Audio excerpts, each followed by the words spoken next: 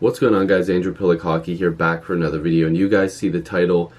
You guys know what this video is going to be about, but the reason why I'm making this video is because there have been a ton of questions, a ton of comments on my recent videos regarding the Toronto Maple Leafs. Now, there have been a lot of videos being posted on this channel lately about Leafs rumors, and that's just because there haven't been a ton of rumors regarding other players. I will be getting to the Trouba and Skinner stuff, but more of that when more information comes out. It seems as though because the Leafs have such a big market that a lot of information regarding this situation, I have it all written down on a whiteboard here of stuff I wanted to talk about.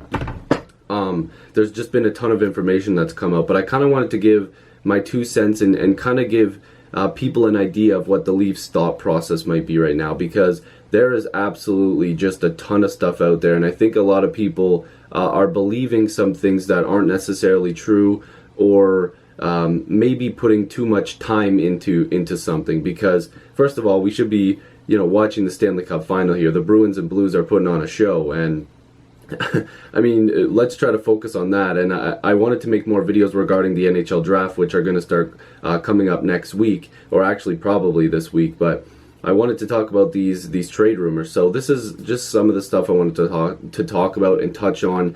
And yeah, I'm going to start off with Patrick Marleau, because it seems a lot of people are interested in what may happen with him. So the latest is that Patrick Marleau has possibly sold his house, which Myrtle is saying that it is true, and that his family has already moved back to San Jose. So there's also been the thing that has gone around saying, like, oh, that just guarantees he's gone. Marleau has also stated apparently that he will, fulfill his contract if the Leafs don't move him, that there will be, 1 year left of him being in Toronto, and him probably just going back and forth, and then whenever he's around the San Jose, California, whatever area, that he will just go and visit with family and stuff like that, because it is difficult being a pro athlete, because you're always on the road, you're away from your family. But there's just more and more talk that this is coming to a close, that Marleau and the Leafs are probably going their separate ways. Now, on Saturday's headlines, Nick Kypreos brought up the fact that there's probably going to be a trade here. And again, I'm telling you guys this right now. Whenever you hear something from different sources, because there's been stuff from TSN, there's been stuff from Sportsnet, from the fourth period, like, there's a lot of guys that you should pay attention to, and then there's some guys where, okay, just maybe this is a possibility. Don't just read something and think it's a guarantee. That's why I want to make this video, is to just show you guys the options and give you guys a bit of reasoning for and against some of these moves. But basically, he talked about the fact that the Leafs and Marleau are willing to move on, and that Marleau would waive his no-move clause to be closer to his family and go somewhere else, because I guess it is taking a toll on his family, according to the reasoning why they're looking to part ways. On the Leafs end, it would be to clear cap space. On the Marleau end, it's because of family stuff like that, and it does make sense. They were in San Jose their whole life. They were in California there. And maybe he wants to just be around his family more, and of course his immediate family as well, because they're moving back. So the latest is that LA and Arizona are the teams that are interested. Again, I was the one that said LA probably doesn't make a ton of sense, but if there was salary going back and forth, it would make sense. The thing that I'm seeing is oh, this means we're going to get a guy like Doughty. No, there's no way Doughty is involved in a trade like this. He's being paid like $11 million. Doughty's good, but he's overpaid. There's no way that makes sense for LA or Toronto in my eyes. Alec Martinez seems a little bit more of a chance of the Leafs grabbing him, but I don't think you guys understand. This Marleau deal is, the Leafs have to attach stuff to it. The Leafs are not just going to be like, oh, Marleau for a second-round pick, done. Marleau for Alec Martinez, yeah, that makes sense. No, it's going to be like Marleau and a pretty good asset going to LA for whatever, or the next team that's interested, Arizona, according to them, they want a premium asset. And whatever that is to them, I don't know. It could be a good prospect. It could be multiple pieces. It could be a good pick and a prospect.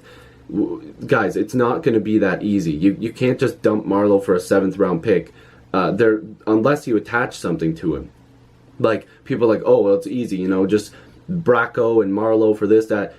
If it gets to that point and the Leafs feel like they need to do it, maybe they do. But just keep a level head here. This is just the first little bit of rumors. Marleau being up in these rumors doesn't also guarantee he's gone. These are just the teams that are calling him because it is limited. He's only talking. Apparently, they're only talking to a few teams here, and it's going to have to be some salary going our way as well, unless you attach a premium asset or a couple pieces that the team wants. And it does make sense. For people are saying, why would this make sense for a team like Arizona or LA or whoever else? If you have the cap space, you can get a guy like Marleau for experience, and he can score 15 goals for you. The Leafs just can't afford to have him playing a depth role and scoring 15 goals at $6.25 million.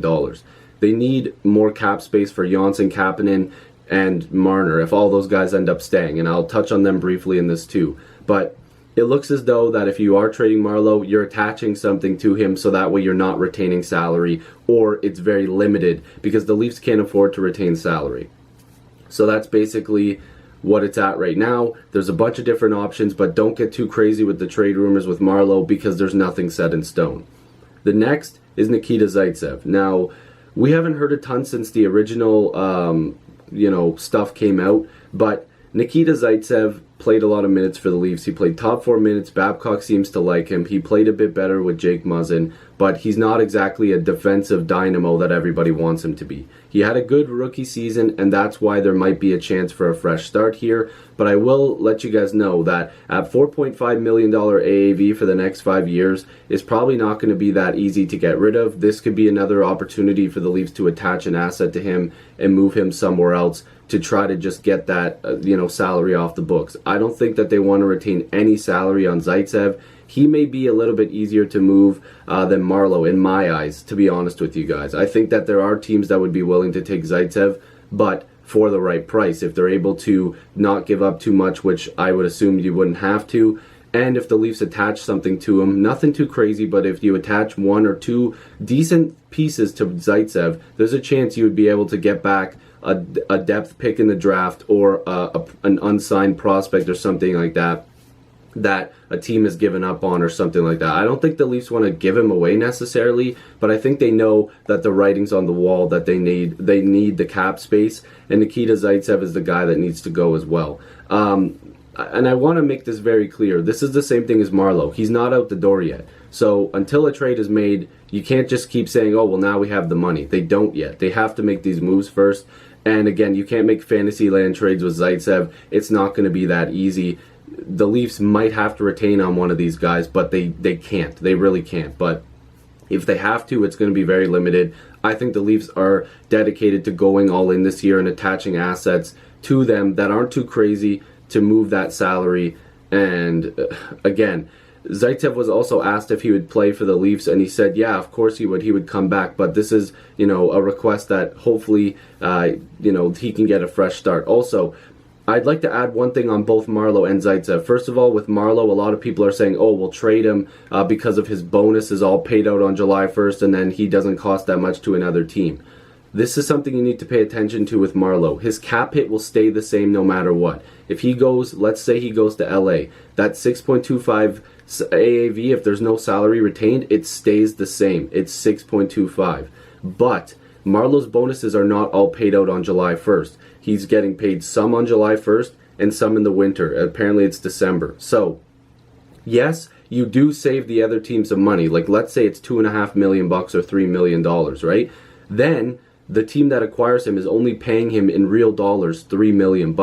So the AAV still stays the same, but you're not giving him all the money. Like if LA got him, it's $3 million in real money that they're paying him. So that's how the signing bonus and everything works.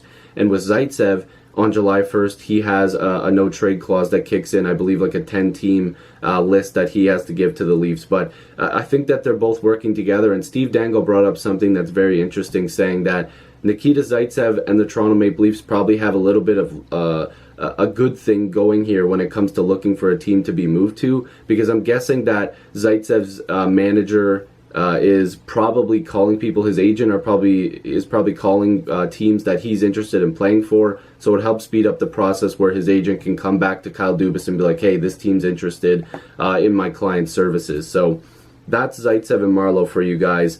Those are the biggest names that are out there right now.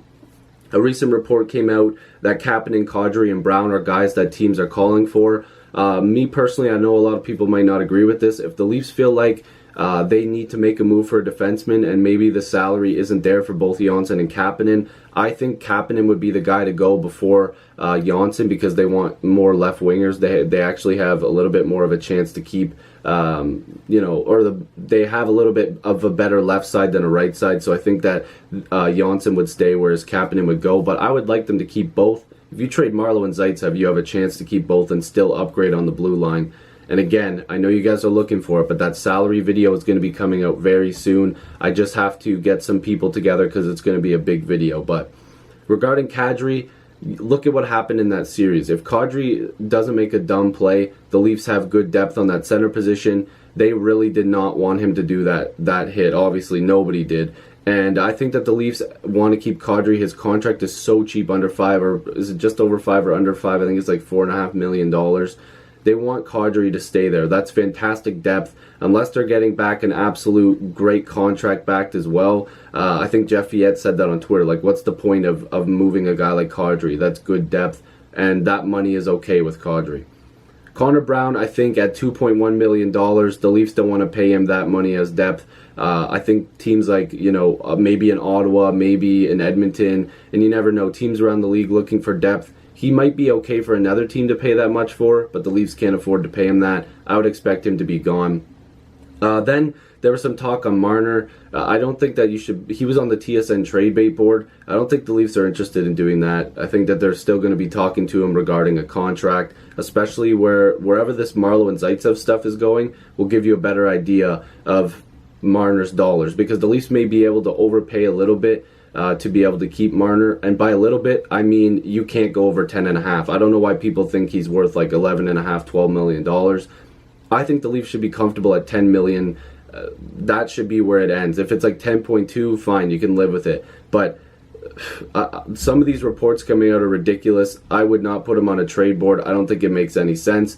But that's just people, bringing that up. And then, of course, I also wrote down here that the blue line needs to be addressed. We're going to have to see if the Leafs are going to be active. Names out there that people have discussed are Colin Miller from Vegas, which would seem like a decent fit. Vegas is strapped up to the cap. They might need to make a move, and the Leafs, if they can clear out space, might be able to do that. Also, people have been talking about maybe Gardner coming back in free agency. I don't know if that'll happen. Gardner's probably going to get his money. Radko Gudas, it looks like Philly actually might not be moving a guy like Gudas, because Shane Gostisbehere might be the odd man out. They're saying that they might want to move him out to try to get a premium asset back as well. Again, that's what Bob McKenzie said. He didn't say it's going to happen, but there's a chance maybe that he's the guy that gets moved for another premium piece. I don't know if Gudas will still be out there. And the same thing with Hamonic. It's either him or Brody, I believe, TJ Brody. One of those guys in Calgary might get moved. People have been linking maybe the Leafs going after Hamonic as well, but that will be a premium asset that you have to pay as well to them. I think Calgary doesn't want to move him unless they get something significant back.